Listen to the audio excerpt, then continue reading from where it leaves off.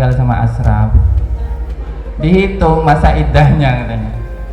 Oh iya, kaum milenial menggunakan fikih untuk melamar BCN.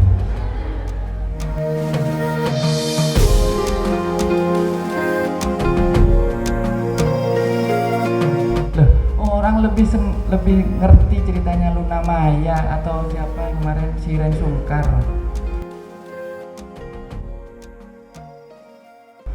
Nah, jadi kembali ke masalah salaf. Kalau bagi orang-orang yang berdakwah tentu ini menjadi satu PR. Bagaimana menyampaikan pesan-pesan kepada kaum milenial. Tapi juga ada tatorruf kadang ya, ada hal yang berlebihan. Terlalu lucu misalnya ceramahnya. Hari ini kan kalau ceramah tidak lucu, tidak ditonton di YouTube. Coba yang paling banyak di-share di YouTube, di WA, di Facebook, ceramah yang lucu-lucu. Yang tidak lucu, tidak nonton. Kecuali ya mungkin ceramahnya masyayikh kita yang akhirnya orang ngejar yang lucu-lucu terus. Ini tatorufnya, ini dimensi yang apa? Ini sisi ekstrimnya. Bagi kaum pendai saya kira sangat jelas rambu-rambunya atau mungkin metodenya. Tapi bagi kita, katakanlah kita yang tidak mau berdakwah apa-apa, kita yang ingin tampil apa adanya, kira-kira gimana membawakan apa yang menjadi warisan salaf? Nah, sebelum saya menjawab pertanyaan itu, saya akan coba flashback dulu. Salaf ini perkata yang perlu kita hati-hati betul. Man humus salaf? Siapa itu salaf itu ya? Soalnya ada kelompok di kalangan umat Islam yang mengaku salafi. Maka sampai muncul istilah ini salafiyah, salafi sangat terkenal.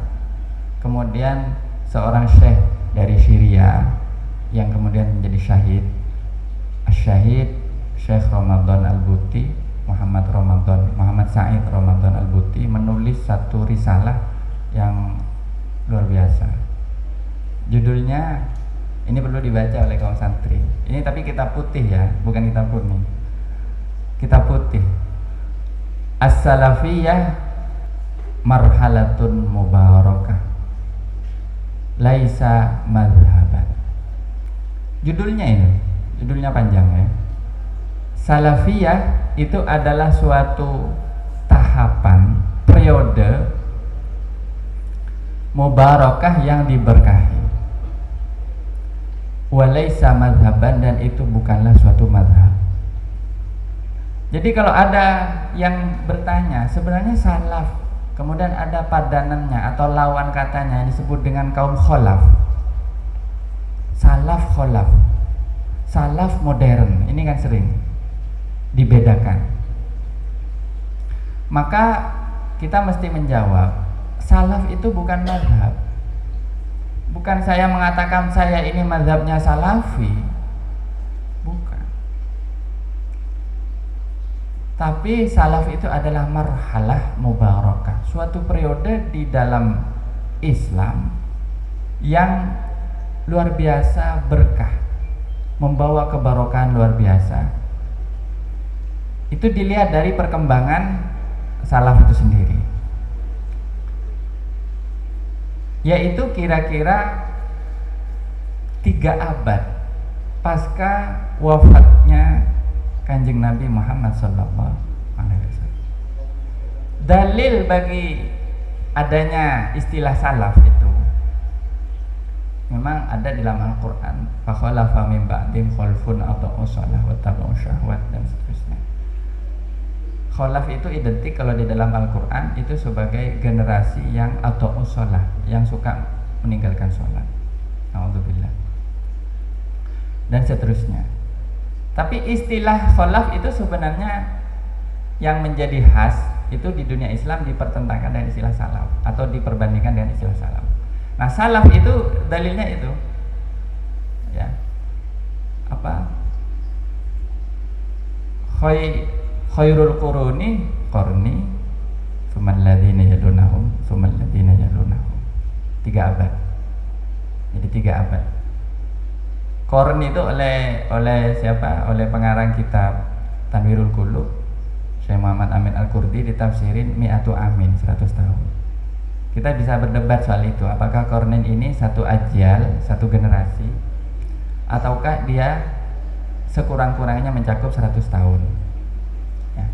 Berarti kalau Qarni tsummal ladzina yalunhum tsummal ladzina yalunhum, berarti di dalam hadis Rasulullah Muhammad sallallahu alaihi wasallam ini berarti dihitung dari era Nabi sampai 300 tahun berikutnya. Nah, kalau dilihat dari 300 tahun ini kemudian dibagukan oleh ulama sebagai generasi tabi'in, generasi sahabat, tabi'in dan tabi'in. Tiga ini. Ini yang diakui valid sebagai istilah, sumber istilah dari salaf. Artinya salaf itu merujuk pada 3 periode ini.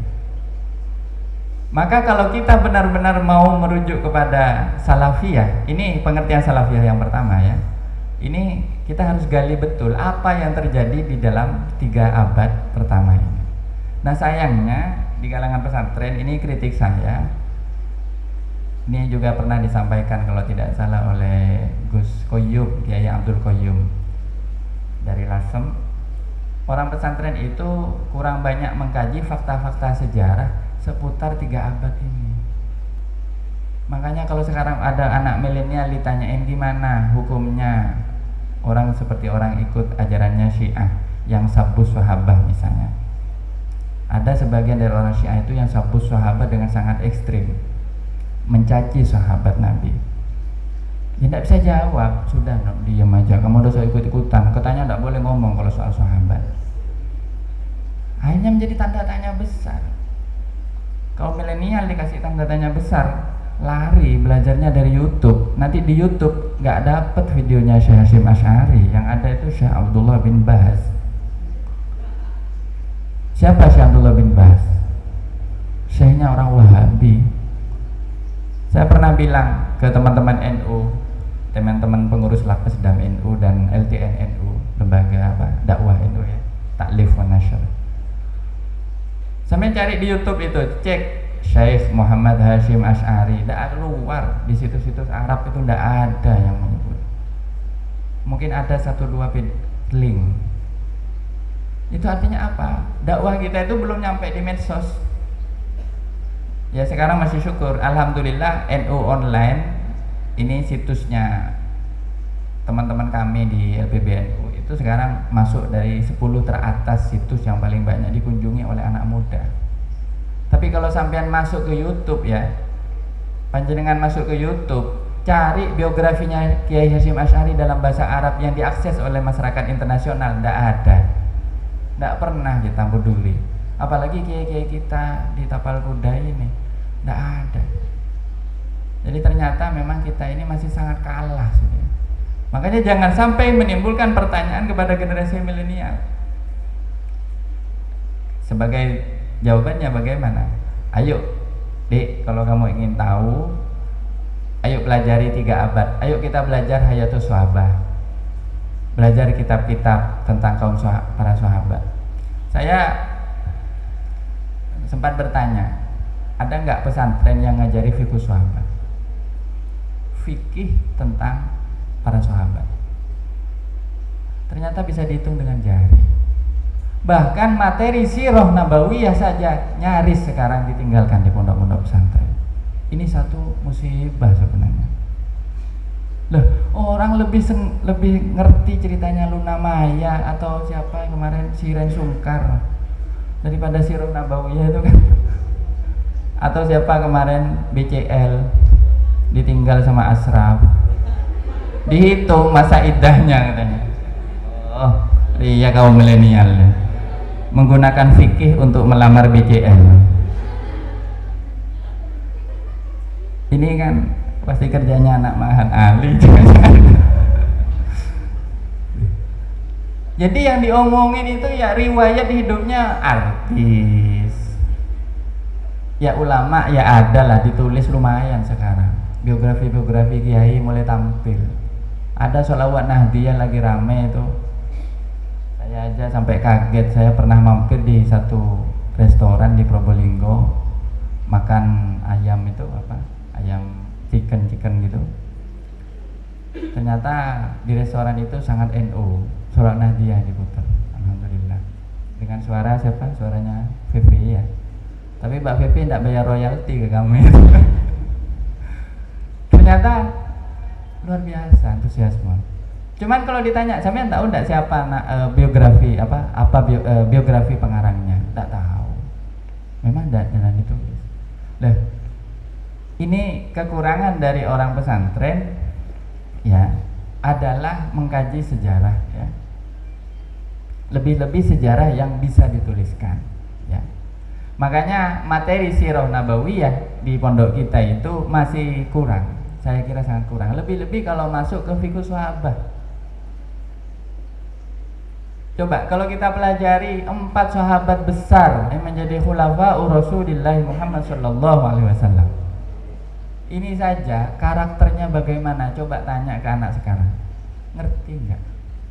Sayyidina Abu Bakar itu sifat yang paling menonjol apa? Sayyidina Umar itu apa? Jangan-jangan blank. Ini PR. Ketika tidak ada kesadaran sejarah, ya, sementara orang-orang Wahabi punya kesadaran itu, orang-orang dari sebagian firqah Syiah dan seterusnya ya, firqah-firqah Islam yang lain ini, yang bukan Nahdiyah, maka jangan salahkan kalau terjadi suatu kemunduran.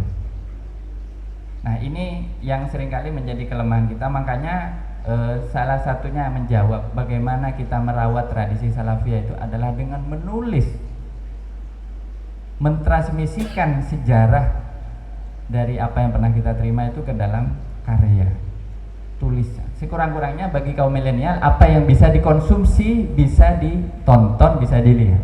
Ini juga karya. Saya menghargai kalau ada santri-santri yang pandai IT, mengoperasikan IT, pinter bikin video, cuman diarahkan, bikinlah video-video yang punya nuansa pada transmisi sejarah.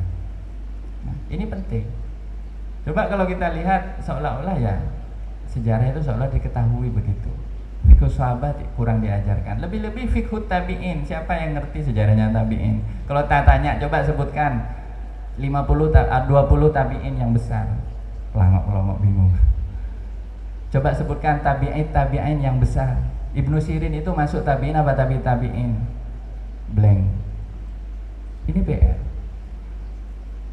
Imam Syafi'i itu masuk tabi'in atau tabi'in? Masih blank juga. Padahal Imam Syafi'i itu tabi'in. Yang tabi'in itu siapa? Gurunya Imam Syafi'i, Imam Malik dan seterusnya.